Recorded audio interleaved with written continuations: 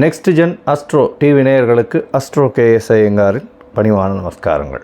குரு பெயர்ச்சி 2024-25 குரு பெயர்ச்சி அப்படின்னு சொல்லும்பொழுது குரு பகவான் ஒரு ராசியிலிருந்து அடுத்த ராசிக்கு செல்லக்கூடிய காலகட்டத்தை குரு பெயர்ச்சின்னு சொல்கிறோம். இப்போ மேஷ ராசி கிருத்திகா நட்சத்திரம் 1ஆம் பாதத்திலிருந்து கிருத்திகா நட்சத்திரம் 2ஆம் பாதத்துக்கு போகிறார். 1/5/2024 மாலை 5:30 மணிக்கு வந்து மேஷத்திலிருந்து ரிஷபத்திற்கு குரு பகவான் செல்கிறார். 11/5/2025 வரலும் குரு பகவான் ரிஷபத்தில் இருக்க போகிறார். இந்த ஒரு வருஷம் ரிஷபத்தில் இருக்கக்கூடிய காலகட்டத்தில், அதாவது சித்திரை மாதம் குரோதி வருஷம் சித்திரை மாதம் 18ஆம் தேதியிலிருந்து விஸ்வாசு வருஷம் சித்திரை மாதம் 28ஆம் தேதி வரலும், அதாவது சித்திரை மாதத்தில் வந்து 18ஆம் தேதி குரோதி வருஷத்தில், அதாவது 1/5/2024 11/5/2025 வரையிலும் குரு பகவான் ரிஷபராசியில் இருக்கக்கூடிய பலன்களை இப்போ பார்க்க போகிறோம்.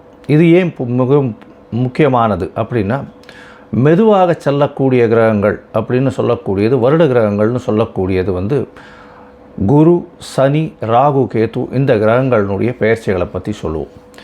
இவர்கள்லாம் வந்து வருடத்திற்கு ஒரு முறை, குரு பகவான் ஒரு வருஷத்துக்கு ஒரு தரம் ஒரு ராசியிலிருந்து அடுத்த ராசிக்கு போகிறார். ஒரு நட்சத்திர பாதத்தை கடக்கிறதுக்கு 40 நாள் ஆகும். ஒரு டிகிரியை கடக்கிறதுக்கு 12 நாள் ஆகும் அவருக்கு. சனி பகவான் 2.5 வருஷமாகும். ராகு கேது 1.5 வருஷம் ஒரு ராசியிலிருந்து அடுத்த ராசி போகும்பொழுது. இதனால தான் அவர்களோட பெரிய மாற்றத்தை ஏற்படுத்தக்கூடிய, தாக்கத்தை ஏற்படுத்தக்கூடிய வல்லமை அவர்களுக்கு உண்டு. குரு பகவானை பொறுத்தவரையிலும் குரு பகவான் தனகாரகன், புத்திரகாரகன் அப்படின்னு காரகத்துவம் அப்படின்றது கொடுத்துருக்கு. அதாவது அவர் தான் அத்தாரிட்டி அந்த 2 விஷயத்துக்குமே. குரு பகவானை பொறுத்தவரையில் குருவை பொன்னன்னு சொல்லுவாள். குரு பார்க்க கோடி நன்மை, குரு இருந்த வீட்டை விட பார்த்த வீடு சுபிட்சம் அதிகமாகும் அப்படின்னு சொல்லக்கூடியது ஜோதிட சாஸ்திரம்.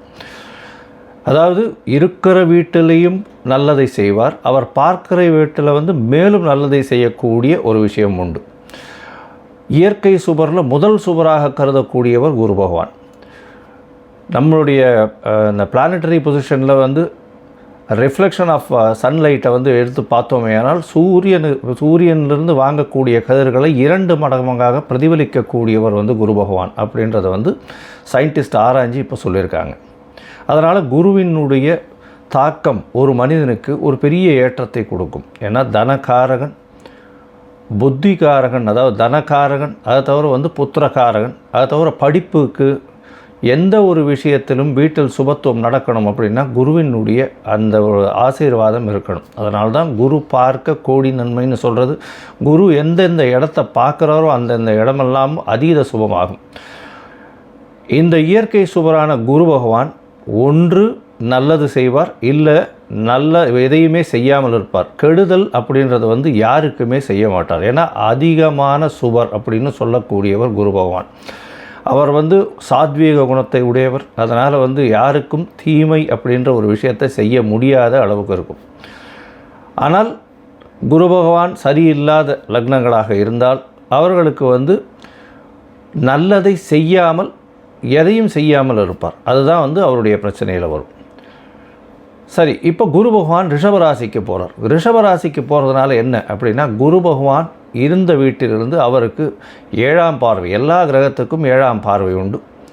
சமசப்தம பார்வைன்னு சொல்லக்கூடியது 180 டிகிரி. அதன் மூலியமாக அவர் விருச்சிக ராசியை பார்ப்பார். அதனால் விருச்சிக ராசி அதீதமாக சுபப்படுறது.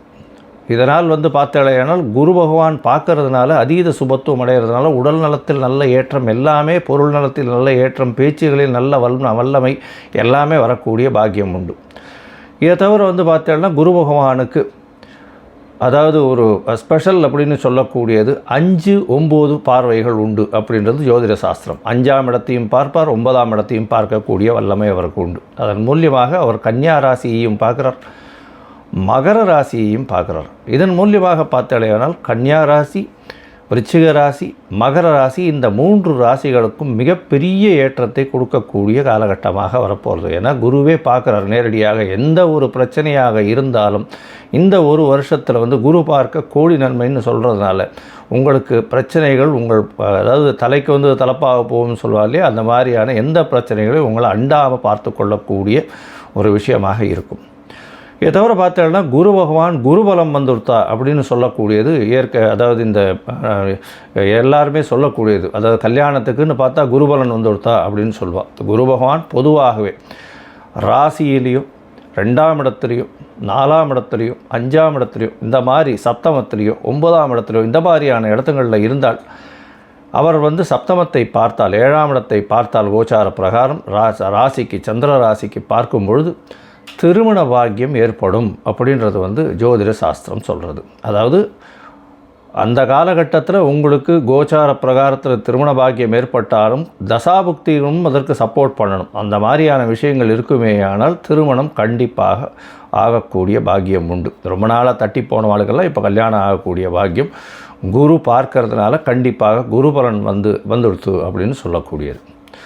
சரி, ஒருவேளை இந்த குரு பகவான் சிலருக்கு சரியாக இல்லை, அதாவது மறைந்திருக்கிறார், அதனால் வந்து அவர்களுடைய கதிர்கள் சரியாக வரலை அப்படின்னும் பொழுது என்ன பண்ணலாம் அப்படின்னா, குரு பகவானுக்கு உண்டான காயத்ரி, அதாவது ஒரு நாளைக்கு 3 தரமாவது சொல்லணும். அது என்ன அப்படின்னா, ஓம் விருஷபத்வஜாய வித்மஹே கிருணிஹஸ்தாய தீமஹி தன்னோ குரு பிரச்சோதயாத்து அப்படின்றத ஒரு நாளைக்கு 3 தரம் சொல்லிட்டு வர்றதன் மூலியமாகவும், இல்லைன்னா ஓம் குருதேவாய வித்மஹே பிரம்மானந்தாய தீமகி தன்னோ குரு பிரச்சோதயாத் அப்படின்றத ஒரு நாளைக்கு 3 தரம் சொல்லிட்டு வர்றதன் மூலியமாக குரு பகவானுக்கு உண்டான காயத்ரியை சொல்கிறதுனால குரு வலுப்படக்கூடிய வாய்ப்புகள் மிகவும் அதிகம்.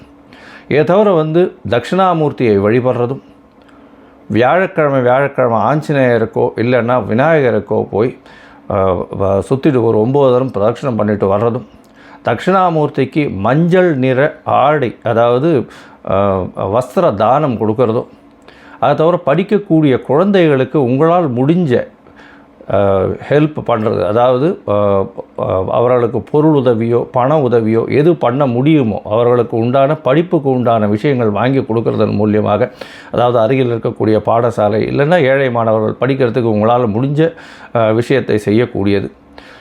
இதை தவிர ஆலங்குளம் போயிட்டு வர்றது, குரு பகவானுடைய க்ஷேத்திரம்னு சொல்லக்கூடியது ஆலங்குளம் போயிட்டு வர்றதும், நீங்கள் சார்ந்த மடாதிபதிகளை போய் சேவிச்சுட்டு வர்றதும் அது வந்து ஒரு பெரிய ஏற்றத்தை கொடுக்கும்.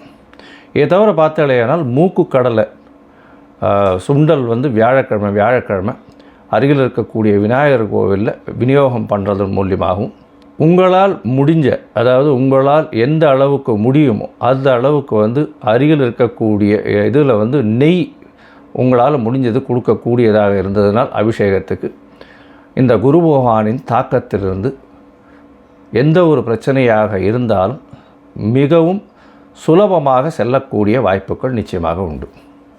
சரி, இப்போ மேஷம் முதல் மீனம் வரை குரு பகவான் ஒரு ராசியாக என்னென்ன பலன்களை தருவார் அப்படின்றது நம்ம இப்போ பார்க்கலாம். கடகம், புனர்பூசம், பூசம், ஆயில்யம் இந்த 3 நட்சத்திரம் 9 பாதங்களை கொண்ட ராசி. ராசியின் அதிபதி அப்படின்னு சொல்லக்கூடியவர் சந்திர பகவான், அதிவேகமாக செல்லக்கூடிய கிரகம். இந்த கடகராசிக்காரர்களுக்கு பொறுத்தவரையிலும் இவ்வளவு நாளாக 10ஆம் இடத்தில் இருந்தக்கூடிய குரு 11ஆம் இடத்துக்கு போகிறது பெரிய விசேஷம். இதனால் என்ன அப்படின்னா, அவர்களுக்கு ஏற்கனவே வந்து அஷ்டமத்தில் சனி இருக்கிறதுனால மிகப்பெரிய பிரச்சனைகள் இருந்திருப்பாங்க. தொழிலில் மிகப்பெரிய பிரச்சனை, அதை தவிர வேலையில் மாற்றங்கள், தன்னுடைய எஜமானரோ மேல் அதிகாரியினிடம் பிரச்சனைகள் இருந்து கொண்டே இருந்திருக்கும். வெளிநாடு வெளியூர் பிரயாணம் மேற்கொள்ள வேண்டிய கட்டாயத்தில் இருந்திருப்பாங்க. டிரான்ஸ்ஃபர்ஸ் அதிகமாக இருந்திருக்கும். இருக்கக்கூடிய இடத்துல வந்து பிரச்சனைகள் அதிகமாக இருக்கக்கூடிய காலகட்டமாக இருந்தது. இப்போ 1/5/2024 பார்த்தாலேயானால் குரு பகவான் உங்களுடைய ராசிக்கு 11ஆம் இடத்துல போகிறது பெரிய விசேஷத்தை கொடுக்க போகிறார். 11ஆம் இடத்துல இருக்கக்கூடிய குரு பகவான் பெரிய ஏற்றத்தை கொடுப்பார். ஏன்னா நீங்கள் நினைத்த காரியங்கள், நினைத்த விஷயங்கள் எல்லாம் நிச்சயமாக நடக்கக்கூடிய காலகட்டமாக இருக்கும். இதை தவிர பார்த்தாலேயானால் 11ஆம் இடத்தில் இருக்கக்கூடிய குரு பகவான் மூத்த சகோதரர் மூலியமாக நல்ல ஒரு ஏற்றத்தை கொடுக்கக்கூடிய காலகட்டம். தொழிலில் மிகப்பெரிய லாபம் கிடைக்கக்கூடிய காலகட்டம். அது தவிர புதிய வேலை, வெளியூர், வெளிமாநிலம், வெளிநாடு செல்லக்கூடிய காலகட்டமாக இருக்க போகிறது. உங்களுடைய ராசிக்கு 8ஆம் இடத்துல சனி பகவான் இருந்தாலும் 11ஆம் இடத்தில் இருக்கக்கூடிய குரு பகவான் மூலியமாக பெரிய ஏற்றம் கிடைக்கும்.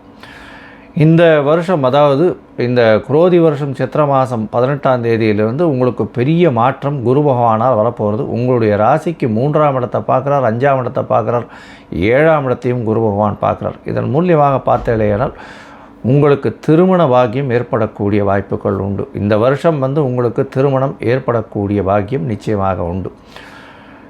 குரு பகவான் 7ஆம் இடத்தை பார்க்கும் பொழுது பார்த்தேனால் குரு உங்களுக்கு அதீதமான சுபத்துவத்தை கொடுக்கறதுனால கண்டிப்பாக உங்களுக்கு குருபலன் இவ்வளவு நாளாக திருமணம் தடையாக இருந்ததெல்லாம் மாறி திருமணம் ஏற்படக்கூடிய பாக்கியம் நிச்சயமாக உண்டு. 9ஆம் பார்வையில் பார்க்குறார்.